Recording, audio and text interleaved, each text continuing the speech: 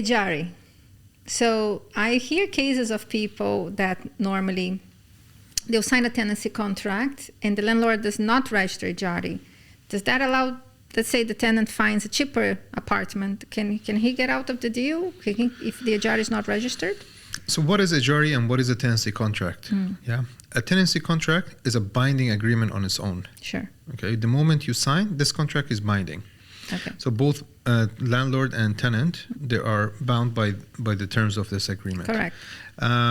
The tenancy contract, as per the law, has to be registered. Okay. So this falls on any party. So if the landlord is not doing, the tenant can do it. You can do this in 10 minutes. Yeah, it's an easy task. Right. So you cannot use this as an excuse to exit the contract. Okay. However, if there is any issues that the seller can actually not register this unit through the EJARI for any reasons. Okay. It could be multiple reasons. Like, for example? Okay. If he has any problems, or if he, I don't know, in the land department, it could be a block on him, on him personally. Okay.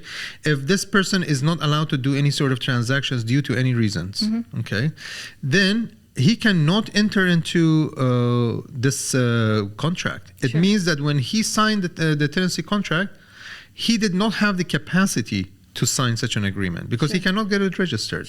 If that happens, then only the tenant can use this and file a case and ask for cancellation of this agreement. He cannot just walk away. He needs to ask the court to cancel the agreement because an agreement was signed already. Okay. So it just so that you have to fulfill the contract. Doesn't matter if it's not registered with EJARI. Yeah. And if someone decides to leave, like a tenant decides to leave, most of the time he has to pay the 2 months penalty. 2 months. Yeah.